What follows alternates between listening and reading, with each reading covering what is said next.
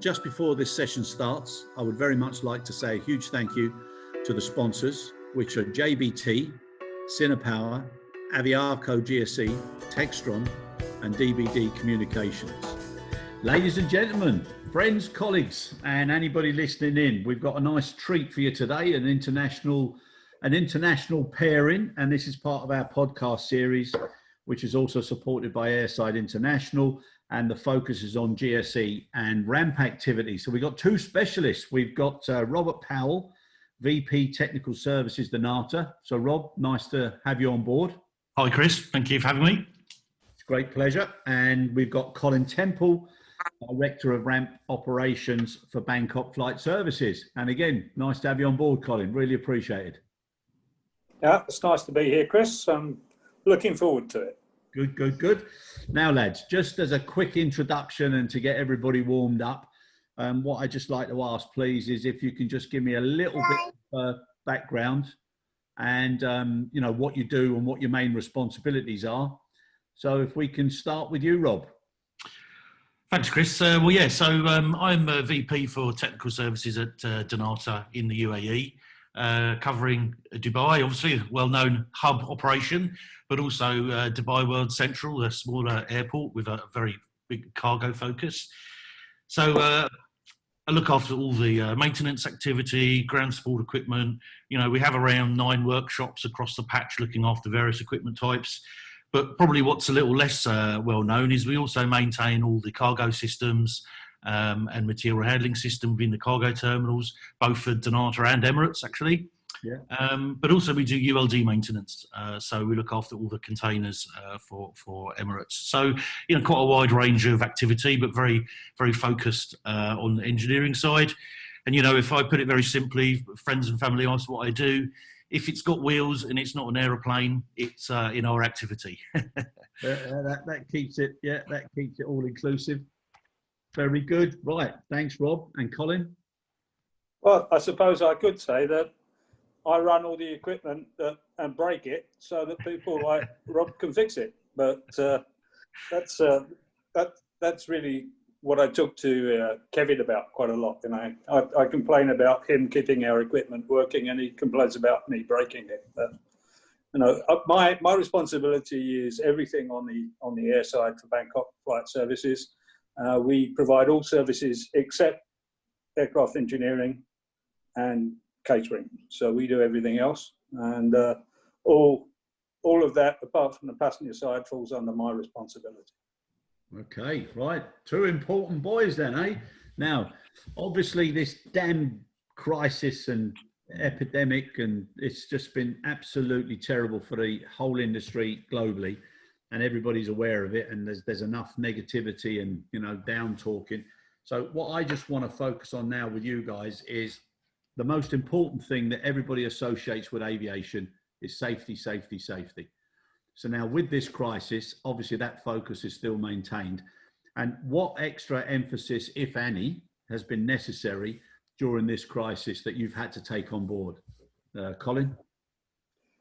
I think really the important thing for us is in Thailand, we're actually in a lockout situation rather than a lockdown situation, which means most of our international customers are hardly flying at all. We really lost about 90% of international traffic from Thailand currently. And that led to some downsizing, of course. That meant in effect that I actually totally changed all of the structure of my organization. And we went from a wide departmental organization with many departments to a really narrow management team, and multi-skilling all of our staff, which has been a challenge.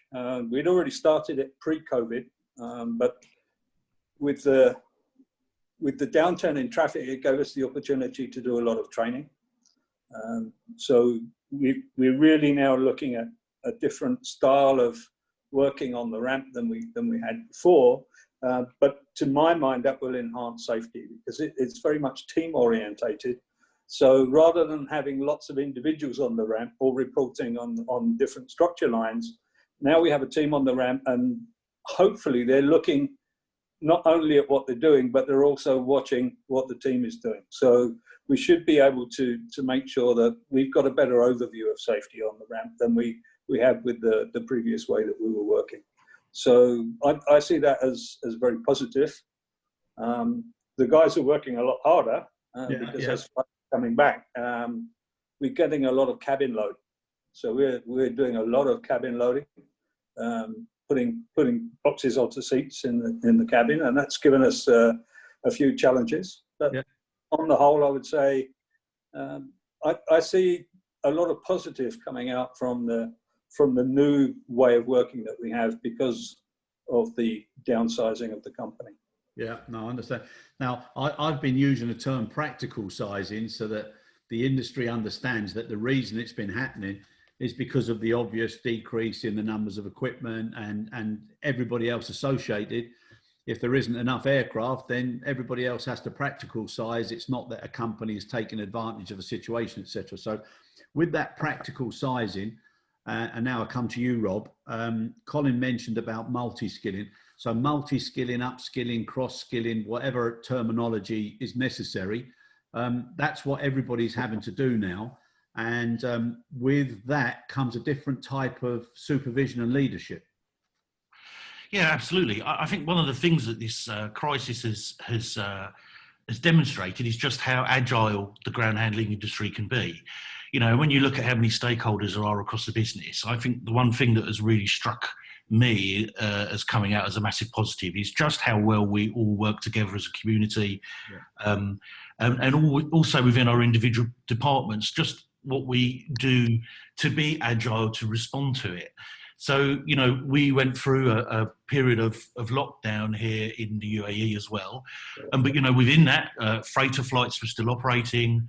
You know, we increased freighter movements, and especially for UK Sky Cargo in DXB. And there's a lot of activity to make that happen. And, you know, from a workshop perspective, you know, my workshops were closed, but, you know, we had our front end teams, our ramp support teams, supporting that on the ground, management team supporting it from working from home. So we've all had to do a lot of things that we've probably never really had to do before. And we've learned from that very, very quickly. And I'm also really proud how some of the teams have really stepped up to the plate. And I think it's really surprising how in normal day-to-day, there might be some people that float along within your department and you never really notice them. And when it hits the fan, they really pull something out of the bag, and you realise what a good team you've got. And that, I think, comes from the leadership. It comes from the culture of the company, how, you know, just culture, how you treat people, how you recognise people. And, you know, if you have a really strong, positive culture in testing times, that's when it really pays dividends. And I think that's certainly how it's worked out here in Dnata. Yeah, no, brilliant. So you're talking about a just culture, and that obviously links in with SMS and human factor issues. And with people, whether they've been furloughed, whether they've been, you know, had reduced workload until things ramp up. And then also now with the freighter terminology, with the passenger freighter or the ghost flights, that's something that has made people have to change the way they work and the way they think. Now, Rob, you've dealt with that quite a bit. How have people adapted with the understanding that the directives about the hygiene issue have now got to be not compromised, but they've got to be mitigated because of the close proximity of people, so the mask wearing, etc. Has there been any problems there, or has that been quite a seamless exercise? Well, I think that we've had to manage it very closely. I would say even at the very beginning when this happened, you know, people didn't really understand how it was transmitted. We certainly took a belts and braces approach in terms of, you know, we insisted everyone wore masks, everyone wore gloves. You know, we disinfected every item of GSE. I mean, very early on, we actually went out, we sent teams out, actually wiping down all the contact points, all the touch points, so levers, steering wheels. And, you know, that team were dressed to the nines in PPE because we didn't really know how it was going to transfer. A little later on, we'd then done a mass missing disinfection. And even now, You know, we, in terms of GSE maintenance, every time we wash something as part of its washing regime, we're disinfecting it at the same time. And I think alongside that, some of the legislation or regulations and guidelines have started to become a bit more mature. The GCAA guidelines here are very, very robust, and we've managed to implement them successfully. And now it's just a question of, you know, supervision, management, even auditing, and making sure that we're all following the rules. And I think the added bit here is that this is also something that affects us all personally. You know, within my remit, unfortunately, we've had a family friend pass away. We've had other people that I know from my family have contacted it. So it's not just about our work and our industry and our profession. It's also about making sure we protect our friends and families. So I think that takes it a little bit more seriously for individuals as well. Yeah, no, 100%, 100%. And now, Colin, coming back to you, just on a little bit of an extension of that topic, we've just finished a media event, and we had the title as Crisis to Care.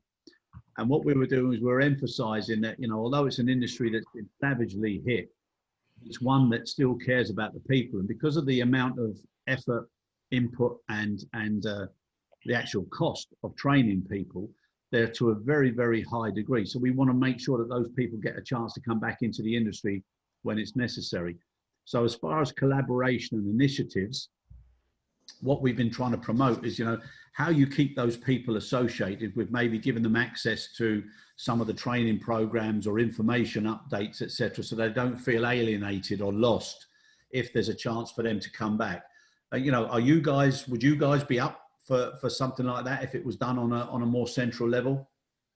Yeah, absolutely. You know, I think with technology these days, you know, online learning techniques and whatever, you know, I think there's a great opportunity for people to stay in touch, even if they're away from the business for a while. That's, you know, that's always one of the issues. And having lost so many of good people from my organisation, you know, I really would be happy at any time when business comes back to gather them all back in again. I think just going back to what Rob was saying about wearing masks and whatever, that's the one good thing I think about the culture in Thailand, is that they're used to wearing masks. You know, they wear the masks in the smog and the whatever. So we didn't have any issues with getting them to wear masks. Actually, the issue that we have really is that COVID hasn't really affected Thailand. Because of the lockout, we've not had any local case here for 4 months. So people tend to get complacent.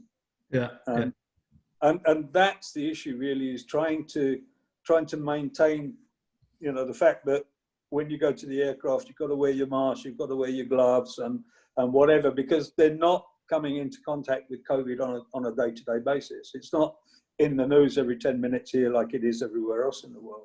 Yeah. So that gives us a little bit of a different slant, if you will, on making sure that people are taking the correct precautions when they are going out to the aircraft.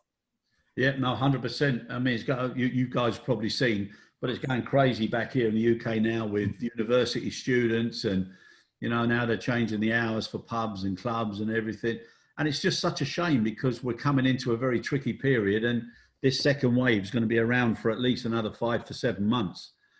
And, you know, people need to be disciplined and do what's right. So, but I do appreciate, you know, culturally, you're at a big advantage over there, even when the WHO, God bless them, were saying that it wasn't that necessary to have masks. Crazy. But it's good that it's happening now everywhere, and people are a lot more sensible. Now, Colin, with regards, we said at the beginning, you know, safety. So now, you know, people would ask a question. They'd say, right, you know, if a lot of people have been, through no fault of their own, displaced and are not working there, there's going to be more pressure on those that are left. And then there's workload that goes up, comes down, goes up, comes down, down. How can they keep that level of focus where the human factor issues come in, you know, with preventing incidents, reporting incidents, etc., as part of the just culture? How have you managed to re-emphasize the reasons why it's so important to be open if there's any incident or near miss, etc. How have you re-emphasized that amongst all of your people? Well, I think we're lucky. We have a very strong safety culture within the company, and everybody is aware of their requirements for reporting and whatever. And also because the management team has shrunk so much and the supervisory team has shrunk so much, they're now looking at everything. Whereas before they were only focused on their particular department or the area. So they weren't looking at the bigger picture. Now everybody is forced to look at the bigger picture. And that actually is helping us a lot because the guys are supporting each other. We've always got one or two of them on duty and they've come from different backgrounds. You know, we've done a lot of cross-training over the last few years and a lot of getting to know each other and working together better as a team. And now that they've actually been distilled down to a small group, literally handpicked, they're really flourishing. They're really now looking at everything. And I'm really, really happy with the way that our business is developing at the moment and the amount of near miss reports and just general reporting that's coming back, and the fact that everybody is looking at everything from a safety aspect and sometimes looking at it with a different viewpoint because they weren't directly involved in that particular department. They weren't a machine operator or whatever. Maybe they were involved in a different part of the business, but they're now running that. So now they're looking at it from a different viewpoint. So you know what it's like when you're in the middle of doing a job, you lose oversight. You know, you don't see the obvious. But now with this much smaller team, we've got that covered. Hopefully that can continue. Yeah, no, I totally agree. And as part of that, it's almost like a bit of a paradox where you're telling people we want you to report if you've had a near miss or if something's happened. You know, instead of like in some cases, human nature is, oh, you know, I don't want to tell anybody, etc. So it's so important that those reports keep coming in and the trends keep being measured, etc. That you agree with that, Colin? Yeah, absolutely. And I know we're going to talk about technology later, but we're quite lucky in the fact that only recently our airport put in a lot of CCTV cameras into areas where we're actually working. And that is so helpful for us because the normal human reaction is, oh no, I didn't do that or whatever. But being able to say, yeah, well, who's doing this on the video?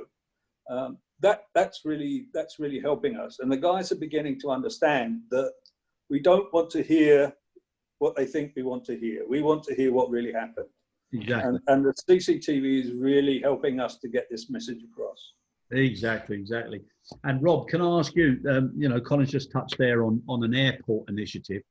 One of the things that I personally think now is that airports can take a much larger and more leading role because they've witnessed, like in Thailand, a complete block. So an airline can come in and an airline can go out and it doesn't necessarily have to come back in again. But an airport stays there. So what that airport does with its tenants and with its community, its ecosystem, is so important as and when demand or options start coming back again, that they are the best option because. So are there things that you're working on or you expect from the airport to also assist you? Well, I think in general, you know, it is a community effort.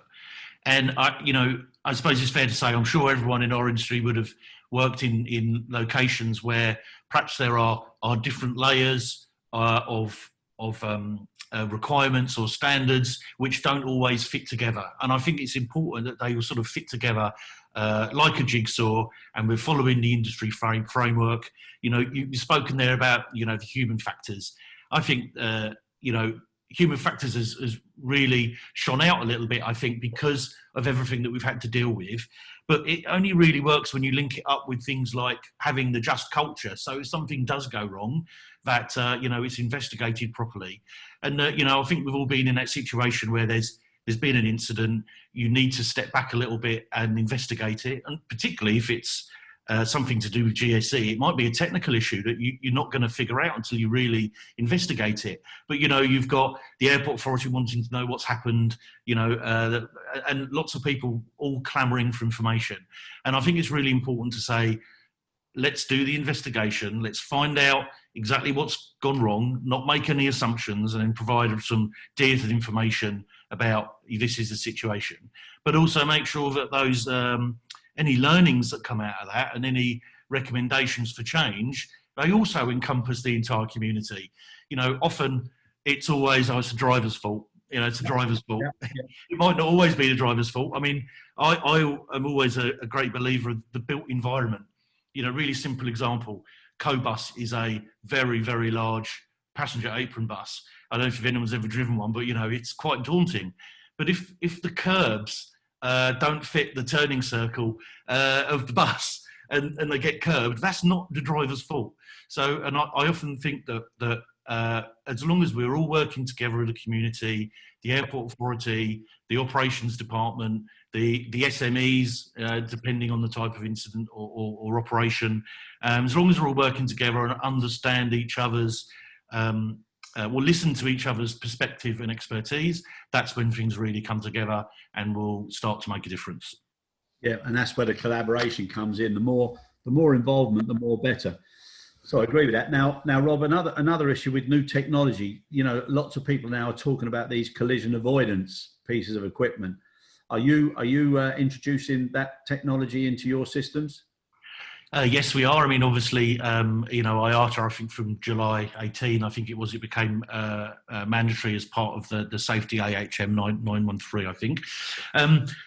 So obviously equipment that we've purchased since then has had that. But, you know, it's an engineering solution. You still need to make sure that people are trained. And I think with all of this technology, we need to remember that it is an aid and not necessarily a panacea solution in its own right. And we need to make sure that the operations team are using it correctly, and that even before that, the training team are training it in properly. I think that the challenge is, you know, if we move forward 10 years when hopefully everything has it, we've got a challenge in the interim, of course, because we might have some equipment types that have got it, some equipment types that have not got it. In Dnata, we have a no-touch policy as well on top of that. So I think as long as those things come together, it's technology that can really, really help. And so dare I say, I've also read about, you know, you mentioned about Cobus, about some unmanned transport testing. That's scary. Huh? That scares me. You know, I think it's really interesting how that autonomous technology is really developing, and it seems to have crept up pretty quickly. It's gone from, you know, something you might show my age now, something you might have seen on Tomorrow's World 10 years ago, to all of a sudden having, you know, Google cars and Audis driving around racetracks on their own. I think it's something that's going to really come up. It's going to be of interest to ground handlers, and I think it's important that, again, we maybe work with those manufacturers to understand how it can work in an airport environment, how it could be utilised, what the safety issues are. I think the challenge with this sort of technology is that in the automotive industry, where they're building thousands and millions of units, it becomes very cost effective. But, you know, GSE manufacturing is small batch manufacturing, and that same very expensive technology doesn't always transfer over into our industry very well. So I'm very intrigued to where it's going to go, very interested in following it. I think there's some really interesting processes like milk runs and things like that where it would work really well. So yeah, let's see how it pans out. The whole telematics principle, it's challenging, but if it works, it's going to be so beneficial for everybody because of the combination of all the tools, the technology, you know, the systems, the information, the data-driven decision making. It's going to revolutionise what we all know. Colin, you want to? If I can just jump in on that. We did a lot of trials on telematics, and basically because of the current COVID situation, we've put it on the back burner because we can't afford to pay for it yet. But it will be coming in. But it's fascinating. It really is information that is so useful. We've already had one case, for example, where one of our drivers of an electric tug was involved in an accident with a pedestrian, and the telematics proved that he wasn't over the speed limit and he was braking and whatever. So it was very positive for the operator because the usual thing, the operator's guilty before before anyone even investigates anything. So already having that example and that helps us to get the operators comfortable with it as well, because it is the spy in the cab. It is it is going to be telling them. But for me, I think the big benefit is that we can change behaviour, because we can prove to people what they're doing and say, look, we know what you're doing. We can see it live. You need to change your habits. Yeah. Plus, it gives you good feedback as to what the trends are, and whether or not more training or more testing or more oversight or more checklisting or whatever it is. But at least it gives a really, really defined set of data that then you can make the decisions on. Absolutely. I think Colin's absolutely right there in terms of, in a sense, it's how you market it out to your teams and your operators.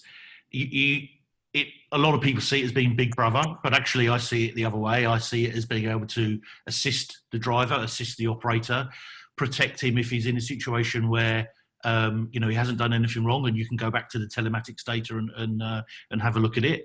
And I think it's also, there's so much else that it can do around those driver behaviours, also not only for safety, but also environmentally, particularly around managing idling, so that, if people are not sitting in their aircraft tractor with their feet up reading the newspaper for an hour, that type of scenario.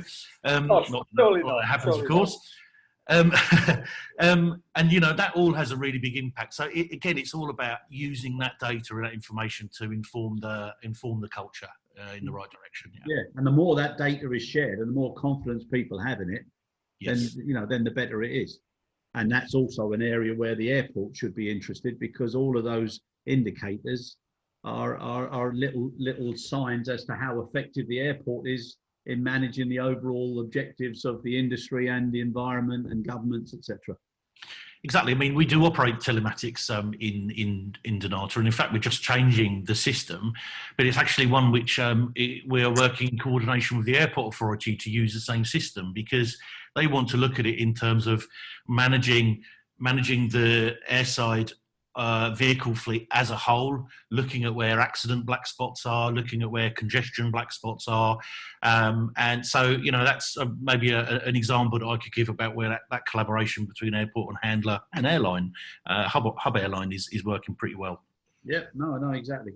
Now taking certain technology plus a little bit of common sense, and then added to the pressures that we've got at the moment and downsizing, etc., it's important to know where your people are needed, why, and what sort of forecasting and planning, etc. So when you integrate a program like, whether it be Inform or whichever employee resource tool you have, and then you also have another similar tool that is able to track the use and the location of your equipment, then put those all together, and then you've got a different type of leadership toolkit.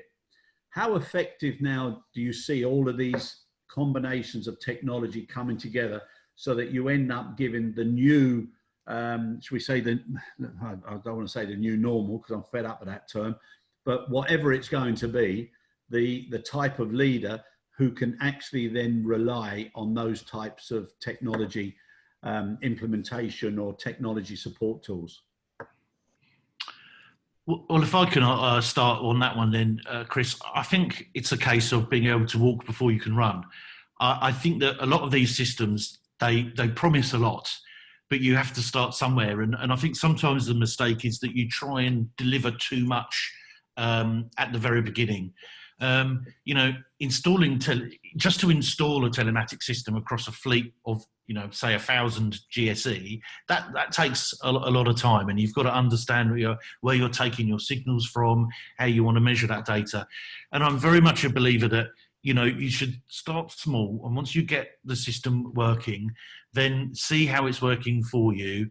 Have a target operating model about how you think you want to work, and then say, okay, what is the next step for continuous improvement? What is the next step we can use that for? I think sometimes we try and do too much at once. Yeah. And certainly that would, that's our approach. And, it's certainly working very well at this point in time. Yeah. Okay. Very good. And Colin, one of the reasons why I've asked the question is because I've loved and I've been involved in so many different IT and operational platforms that come in. But one of the things that I've always been wary of is you end up creating a new animal in your own organization, which is a super user who then is the wizard and knows everything. But it then alienates almost more the practical people who are on the grounds who just want to do the job as best as possible. So I'm thinking that all IT suppliers or providers or enablers, they need now to have a plug and play and simple modules that can be introduced as and when the capability of the ground staff is there, and then keep building on a level of confidence. Do you think there's any merit in that? Yeah, absolutely, Chris. We're looking as part of our telematics, also a little bit of AI in there, which will help us with automatically allocating equipment, looking at particularly things like baggage tractors or cargo tractors. Where's the nearest unit, and let's send the nearest unit rather than sending the guy that's on the other side of the airport. Yeah. Saving a lot of fuel, saving a lot of carbon and everything else. But it is a little bit of black magic at the moment, and having the people get confident using that, and you're always going to have somebody looking over it, because no matter how smart we make the artificial intelligence, at the end of the day, it's not going to replace a bit of human initiative now and again. But you're right about not developing too many or too few super users. It needs to be that everybody that's on duty in that particular role needs to be able to understand and know how the system works. It has been a thing of the past where one or two people are the real whiz kids and know everything and can do everything, and a lot of people stand back and let them go, and that's a mistake. We need to keep it at a level where the majority can actually use it and understand it. Yeah, and I think one of the things that I've learned, anyhow, is you can assume too much and you can think that you've communicated, but the communication levels on the receiver's end aren't the same. And I think we need to spend a lot more time now not telling people, but teaching people the reason why something needs to be done, so they can understand why a piece of equipment that's not their own has to be brought because it's closer, and also because it's within the preventive maintenance cycle, and you're spreading out the impact on the equipment, you're saving costs as a result of it. So all those items, I think it really is worthwhile now, and especially with social media and online training, people can actually be made more aware of why they're being told to do things, why they're being asked to do things, why they should do things. And I think we've got to do a lot more of that to make people understand and appreciate, because as these additional anxieties and pressures come on, it's easy just to go against it. And I think that's where we really need to spend a lot of time. And just going back to the online training and the online teaching, I think we need to be smart in the way that we do that as well. If you put up 15 slides full of words, you're not going to train or teach anybody. We really need to make sure that we're presenting to people in a way that they can actually not just understand it, but actually gather it. Yeah. Yeah, absolutely. And I think that's another thing that this current situation has taught us. I mean, prior to this, I don't think I even knew what Zoom was. We've all found ourselves using all this technology. We have Yammer within Dnata to help our staff and our teams stay in touch with one another. And I think that we can harness that technology, keep people up to date, not just training. It's almost like getting bite-sized information that people are gonna easily absorb. I mean, obviously, we're a very expatriate-focused environment, multicultural, many languages, and I think making sure that training and that passing the information and communication has to be in a way that is going to be easily absorbed and easily understood. Yeah, 100%. And just on that note, when I first heard Zoom, I thought they were talking about Fat Larry's band and the song from 1983. I was thinking, that's great, bringing all that great music back. Yeah, but no, I think, we tell people what to do too often. We tell them where to do it, when to do it, but too many people just don't appreciate and understand the why. And now that everybody's got to look after cash flow, preventive maintenance is important. Realistic SLA agreements with carriers, they've got to be more realistic now because, ground times, we're talking about ghost flights or Praters. The old SLA measures are out the window. So, people have to be more realistic now. Now, gents, at the end of nearly every session, I've always thought to myself, it would be good to know what people think they would do to collaborate and what they would like to see the community or the supply chain do to assist them. So what I'd like to do, and it's entirely up to yourselves to decide who would like to go first. I'd like you to tell me what 3 things you, in your position, your leadership position, and your company would do to enhance collaboration or actual initiatives that would help the community. So whichever one of you wants to go first, and then we'll reverse it for the one that, the things that you would like to receive back. So who'd like to go first? Oh, and I'll go. Right, there you go. Me too. All right, Colin, where you go? Okay. Both Robert and I live in foreign countries, shall we say. We're working as expats, and we have to be aware of the local culture. Yeah. And it can be a challenge. I've worked in the Middle East in my previous life, and I know the challenges that Rob is facing, and they're not unique because in Asia we have similar problems as well.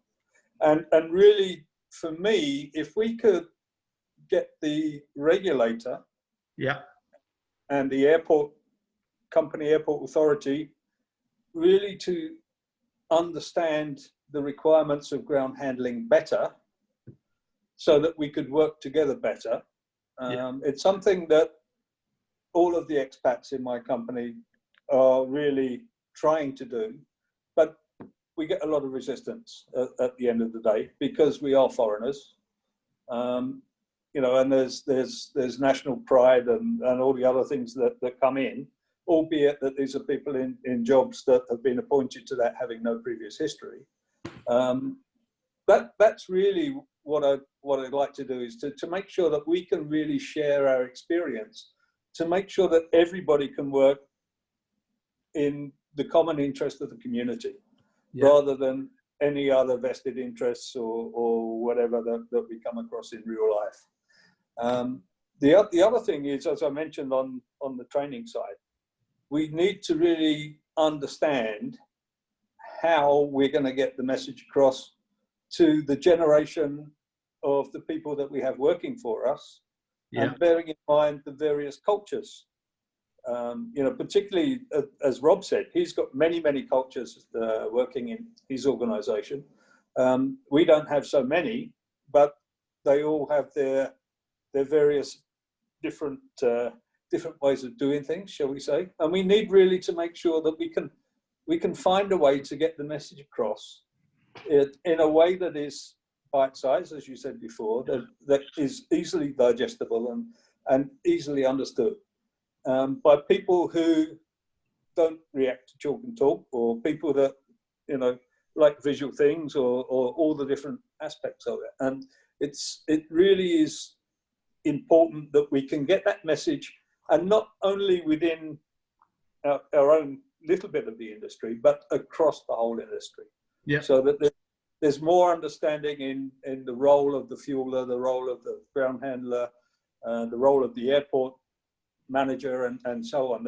There's more of a common understanding and less of this is my job and I'm not going to tell you anything.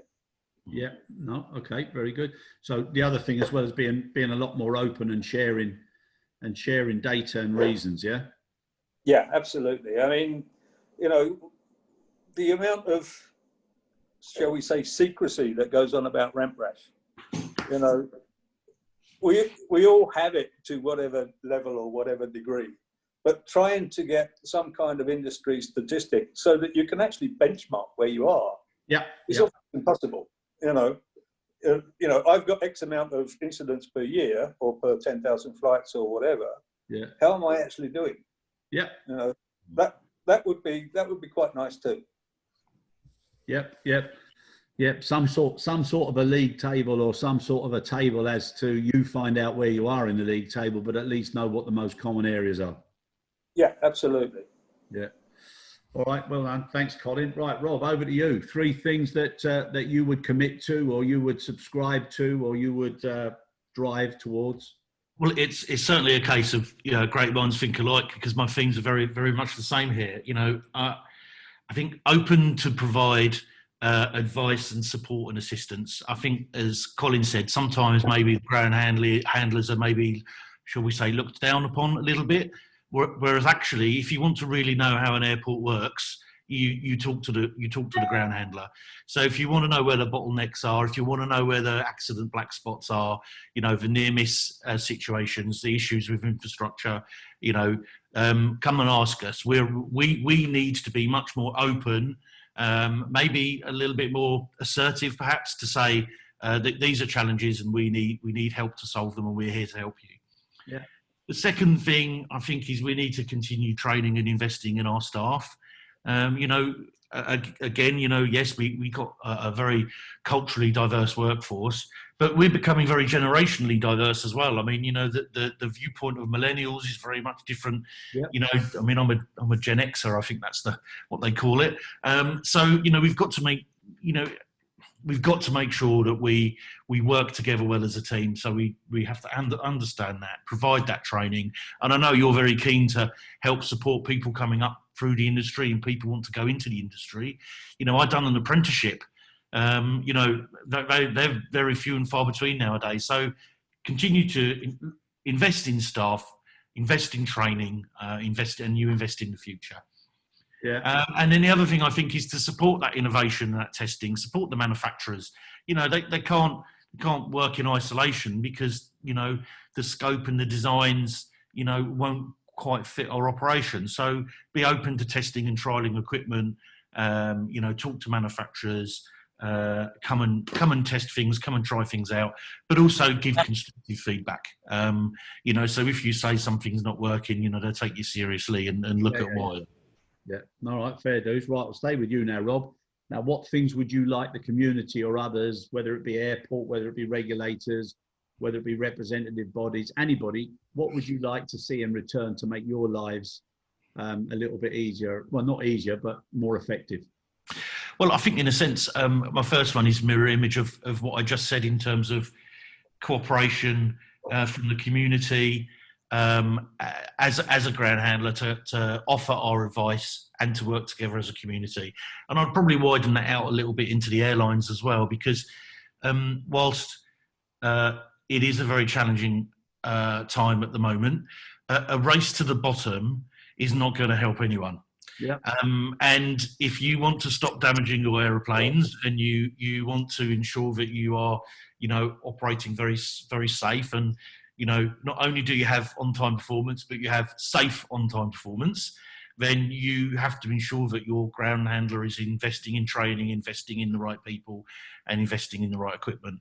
And, you know, if there is a race to the bottom, that becomes very, very challenging. I think Dnata, we do pride ourselves on positioning ourselves in terms of, you want quality and we'll give you quality. And that isn't always the case. Yeah. No, I think, and I also think, you know, a little bit of realities now, you know, cost plus contracts and return on investment. They're areas that have to be part of everybody's business continuity and sustainability. So, yeah, understand where you're coming from there. Anything else? Yeah, my second one I mentioned earlier would be infrastructure. Um, I know it comes up a lot when, another big topic in the industry is about, becoming green and environmentally friendly and transition to electric, and infrastructure is always a big topic there. I think the airports can do a lot more on infrastructure, and not just for that, but also for other things. I mean, I'm sure we're all quite long in the tooth. How many airports have you come across where, the toilet and water stations are built right next to one another, and the loading docks are the wrong height, and so come and talk to us as the ground handlers. We've got the expertise. We can give you the advice. Yeah. And I suppose my last one actually is the aircraft manufacturers themselves. We're still very much an agricultural technology. Trains of dollies going onto lower deck loaders. I think a lot of our incidents and accidents do come from, that dolly train, manual handling. The worst one really is, walking between dollies and things like that. It is still agricultural. There must be something that we can do about it. I don't know the answer, but I'm sure there are brains out there that could certainly help with that. So, and I think the aircraft manufacturers themselves might also have a part to play in that. Yeah, all right, fair enough. That's a bit of food for thought there. And now over to you, Colin, just to finish off, what would you like to see from the community or anybody else that would, effectively assist in either safer operations, more effective operations, or just a better way to work? Well, I really have to go with Robert on the input from the ground handler at an earlier stage of design of the airport. We're the main users of most of the areas of the airport. And yet nobody talks to us until they've already built the airport. And then we have to find a way to work in it. And I've only been in the industry for 45 years or whatever. It wasn't quite the Wright brothers, but I've seen it so many times. And I continue to see it now with the developments of airports and the airport where I work at, that, we don't get involved until the very last minute. And as Robert said, let's go green, let's go electric. The new satellite that they haven't now opened because of COVID, they forgot to put any electric infrastructure in there for GSE. So, and they didn't give us a diesel fuel station either. So it just makes it a little bit even more difficult. But yeah, we need to be involved at an earlier stage, and sure, with aircraft design as well. I mean, I must admit that in my previous life with IATA, we were involved with Airbus and Boeing a lot in the development phase of aircraft to make sure that we could actually get ground handling equipment on them. So there was at least some conversation and some changes to design. But yeah, at the end of the day, the necessary evil of ground handling needs to be acknowledged by not only our customers, but also the people that provide us the workspace. Yeah, just a closing question for you both. Why on earth do you think it is that, when the design and then you've got a little bit of cost engineering that has to take place and things are taken out, why do they not refer to almost like a Bible or a specific list of must-haves, do not take outs, so that they don't get caught up in that and then affect people's lives and the way they work and efficiencies, for sometimes maybe even up to a decade? So why on earth do we not have those golden rules that you must do, or you must consider, or you must include? Why do people still keep making the same mistake? Oh, that's a really interesting question. I think from my perspective, part of it potentially is that, if you look at airport projects, some of them are years and years and years in the making. And maybe it's just that they're not engaging with us at the right time. And as Colin says, by the time we are engaged, it's part of the ORAC process and it's already sort of three quarters built, and by then it's probably a little bit too late to do much about it. And then we end up mitigating it through, using different equipment types. So maybe, maybe they need to consult a little bit earlier in the process. That there are some standards out there, aren't there, from ICAO and IATA, but then again, maybe they need to be a little bit more detailed as well. Yeah. But hey, there you go. Maybe that's a pitch for a future consultancy gig. Yeah, there you go. Yeah. And Colin? Yeah, I mean, when you look at airport design, the design people have never worked in an airport. And I think, you know, whether it's Norman Foster or whoever is building, because these are huge capital projects, you know, and you know, they're being run by governments and consultant companies and whatever. But are those companies that are in the design actually competent enough to know what an airport needs apart from looking pretty? That's really my comment.